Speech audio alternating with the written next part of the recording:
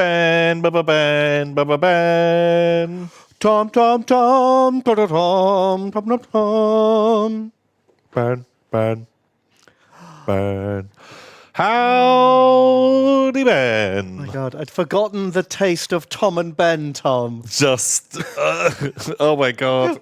I was naked and alone in the dark for weeks. Every step you take now takes you one step closer back to Tom and Ben. I'm not sure. My fucking analogies are all over the place. Have you seen those memes of Sam being like, Mr. Frodo, if I take one more step, it'll be the furthest I've ever been from the show. There's the edit of the movie. Have you seen? I haven't seen the edit. I've seen like little short clips of him like every step he takes and Frodo's just like losing his fucking mind. No, like someone has done an edit or maybe it's just like the first one where it's every time Sam takes a step. He says that. They just put that clip in. How long is the whole edit? It is like hours and hours and hours long. It is absolutely insane. That's amazing. The dedication. Because I feel like me imagining it is just as funny as having seen a clip of it. Yeah. But yet they spent hours putting that together. Like... completely unnecessarily. Sam... But I bet you go for like 10, 15 minutes without it happening, and then suddenly it happens every 5 fucking seconds. Yeah. Holy molies. So how you doing? Pretty good. Pretty good. Yeah. Had a break. Had a rest. Yeah. Had a Christmas. Oh. Watched Lord of the Rings, Amazing. which we do every year, slowly over the course of like 3 weeks. Because it's a lot, isn't it? That's a lot of film. They literally just watched second half of Return of the King on New Year's Day. So not quite yesterday, day before yesterday. Wow. We almost didn't fit it in. Oh my God. It was a close call. We squeaked it in on the last day. Then Christmas would be over. And I'm not allowed to watch them again until next December. Oh my God. Wow. Just leave you just waiting. Like, how does it end? What 12 different endings are going to happen? Yeah, exactly. And I'm going to go out there on a limb. I'm going to go the hottest of takes, Uh-oh. with the exception of 1 or 2 scenes. I'm going to say that the actual cut is superior to the director's cut. Really? I'd say there's like 4 or 5 scenes from the extended edition that I would put into the theatricals to make them better. But I'd say more than half of the extra material is not worth putting in. What are some of the scenes that you think are like bad? 'Cause there must have been one that you're watching and Theoden's you're son's funeral. like, oh God, I don't even remember that. Yeah, Eowyn sings, and everyone's very sad, and they watch the flowers grow over the burial mounds. Okay. I have a feeling all the ones I say that are bad, you're going to forget existed. Probably. Because they're terrible garbage moments that make those films Probably unnecessarily long. Just weird bloats that you just didn't need. Let's have a think. The bit where, you know, when Aragorn goes and like argues with the ghosts, and is like, stop being a bunch of lazy bums. Oh, when they have their skull trap. Spooky skull trap! That's a cool. But then they run out of the tomb and they're like, oh no, we activated their skull trap. Wow, so many skull traps. That must have taken them 1,000 years to put together. Yeah, well, I reckon it probably takes them. I'm going to say not 1,000 years. I'm going to say all of those ghosts working together. Maybe like a year to reset it. But what if they're like Patrick Swayze ghosts who have to like try real hard to like nudge a penny? Oh, well, no, because they can chop an orc with a sword, right? So maybe it's the sword. Maybe they can poke the skulls along. they with can the lift the skull, and so it's probably because they've got that whole shtick down. When people come in, they do their big reveal and they're spooky around. What happens if someone turns up the day after the skull trap's gone off? They're like, sorry about the mess. Like, come back later, guys. You're not. Just but at that stage, just the way is shut. Okay, it's just got has a tape. Yeah. You're not allowed in. And it's just come back in 6 months' time. We'll have it done. And people are like, oh fuck, okay. Because you need to be able to do your big skull reveal. Okay, but the thing I hate about that is not actually how stupid the skull trap is, because it's kind of fun. is afterwards. They like stood on the mountainside going, fuck, what do we do now? We're on the wrong side of the mountain by the river watching the boats go past. Oh. And then the spooky ghosts come out and go, just kidding. I don't remember that bit either. King of the Ghosts is like, I just really wanted to do the skull trap, but actually, yes, we got a deal. We're good. Yeah, that's a really good deal. Yeah, because we want to be out of here because the skull trap, that bit has really worn thin, and that's all we have. And then they like get on the boats. Oh yeah, they go on the Corsairs boats. So all of that is extended. The scene in the theatrical ends with them going, fuck you, Aragorn! Whoa! And then you don't see the ghosts or Aragorn again until the boats rock up at like the tense moment of the battle when you don't know what's going to go down. Just long enough for you to fucking forget that they are coming. Oh, and then be like, oh, hooray! Ghosts are here. But whereas because they drip feed in all those extra scenes, you know that the ghosts agree and you know that they're on their way, and then it's like way less dramatic when they do turn up. Okay, yeah, for pacing. Yeah, I can see that. That makes sense. So what are the best scenes that you definitely would include? I would absolutely include the Witch King and Gandalf showdown. That's cool. That's a good moment. It's real short and fucking cool. Yeah, Gandalf has his staff explodes or his sword explodes. His staff explodes. One of those. Because earlier in the film, in both editions, Gandalf goes on about how badass the Witch King is. There's a little like armoring up montage where the Witch King's getting his crown put on, and Gandalf's like, watch out for this dude. Watch out for that guy. He's serious. Serious business. His mace is really big. No man can kill him, I've heard. Oh, holy shit, yeah. And then you get that build-up, and then you don't get the payoff in the theatrical. Right, okay. He just literally does nothing until he turns up and kills Theoden. Kills Theoden, and then gets stabbed. So, like, you want that scene where he is actually like, oh, fuck, Gandalf is actually scared of him because he, like, blew up his staff and was about to murder him. There's a scene where Gandalf looks fucking terrified. Yeah. It's great. And it builds up the threat better. It's real short.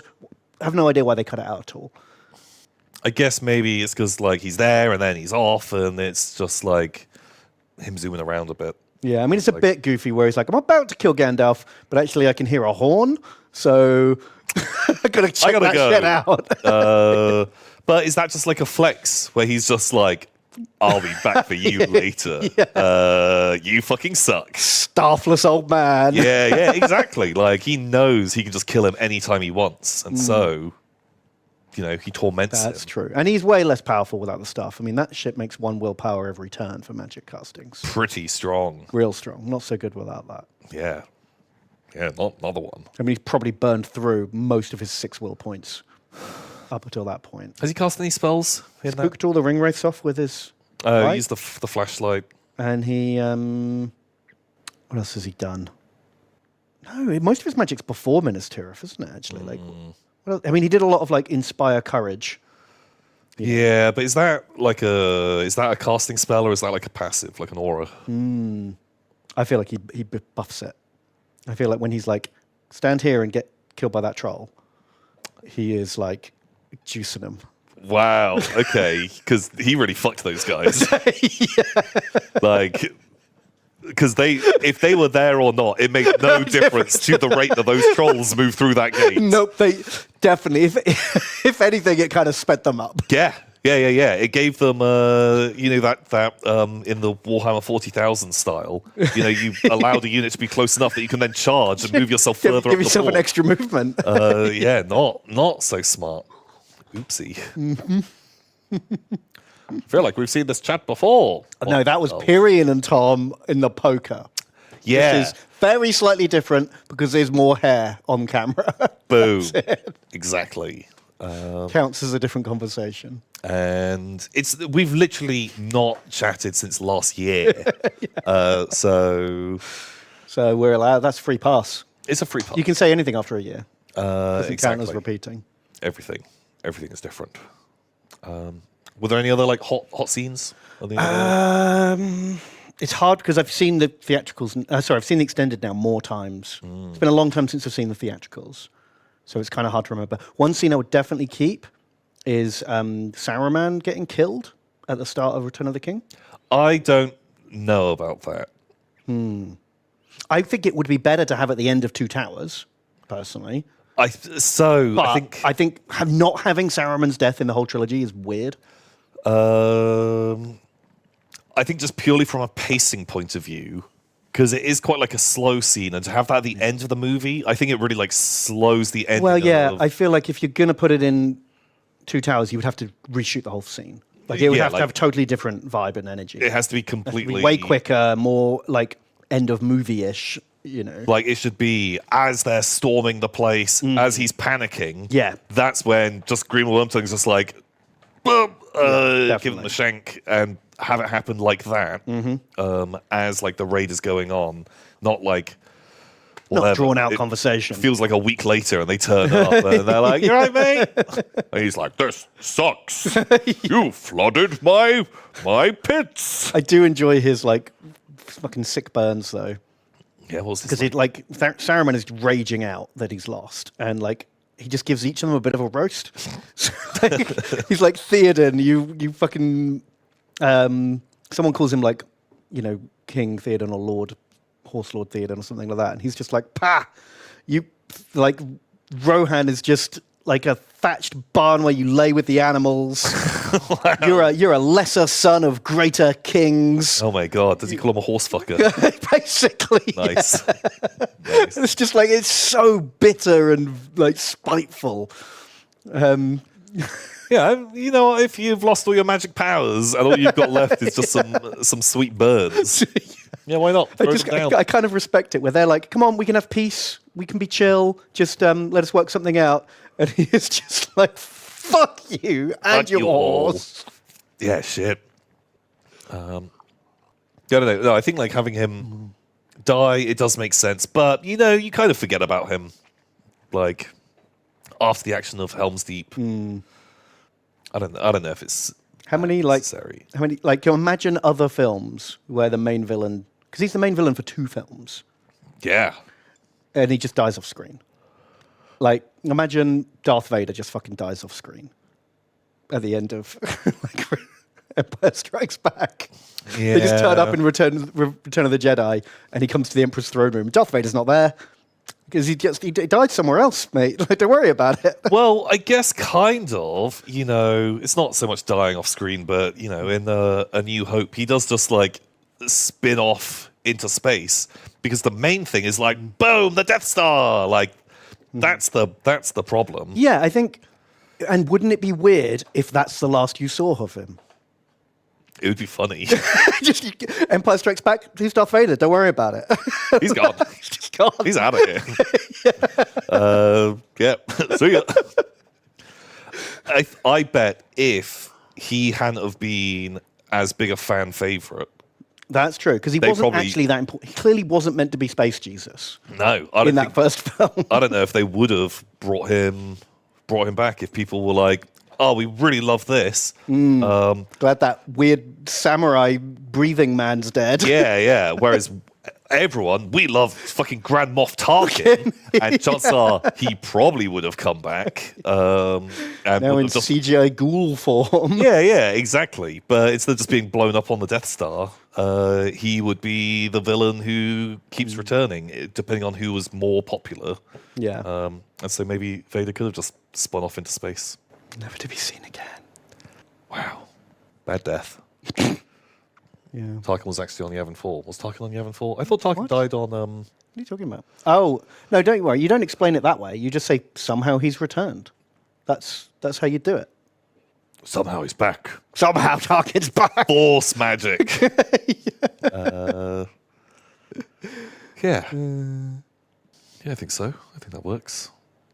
Then you do miss out on like comedy landing on spike wheel and then like rotating around. It's a weird, so goofy. weird death. It's so like over the top. Why was there a big wheel that close to the tower? Because I guess like they had built Isengard before they'd unlocked like their like natural resources tech. Oh, and so they didn't realize the ore and stuff was that fucking close. Just right next to it. And they're like, oh, fuck it. Right, I have to have my ore mine right next to my base. Shit, if I could have done this better, Yeah. I would have had that like spread out a little bit more. Right. Well, if you'd settled directly on the deposit, you'd have automatically got it when the tech unlocked. Oh shit! on a trick yeah, it was there. like one. It was one. One exit tile rate. off. Fuck. Oops.